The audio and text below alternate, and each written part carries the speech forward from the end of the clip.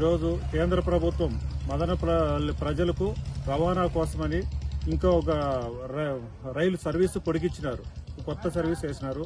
గత నెల జూన్ 25న గుంటూరుకు ఒకటి వేసినారు.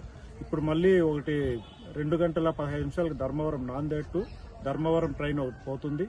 మళ్ళీ ఆదివారం పొద్దున్నే 7 గంటల 28 నిమిషాలకు మదనపల్లికి వచ్చి మదనపల్లి నుంచి నాందేడ్కి వెళ్తుంది. ఇలాంటి అవకాశాలు ఇంకా చాలా వరకు కేంద్ర ప్రభుత్వం కల్పిస్తుంది.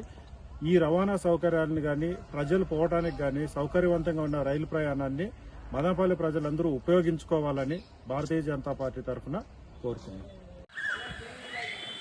వికసిత్ భారత్ లక్ష్యంగా రైల్వే స్టేషన్స్ యొక్క ప్రాథమిక సౌకర్యాలను అలాగే గేజ్ మార్పిడిని 2 లైన్లని ఏర్పరుస్తున్నటువంటి కేంద్ర ప్రభుత్వం అందులో భాగంగా ఈరోజు మదనపల్లి రోడ్ రైల్వే స్టేషన్ నుంచి మనకు గతంలో ఒక గుంటూరు రైలుని ప్రవేశపెట్టడం జరిగింది. అలాగే ఆ తర్వాత ఇప్పుడు మనకు నాందేడ్ ఎక్స్ప్రెస్ ఒకటి, ధర్మవరం నుంచి నాందేడ్కి ఒక ట్రైను, సోలాపూర్కి ఒక ట్రైను, అలాగే రాబోయే రోజుల్లో చెన్నై నుంచి కూడా మనకు మదనపల్లి మీదుగా ఒక ట్రైన్ను ఇవ్వాలనుకుంటే ప్రపోజల్ త్వరలో పూర్తి కాబోతుంది. రాబోయే రోజుల్లో మరిన్ని రైళ్లు ఇంకా హైదరాబాద్ దాకా కూడా ఒక రెగ్యులర్ ట్రైన్ వచ్చే విధంగా నాయకులు ప్రయత్నిస్తున్నారు.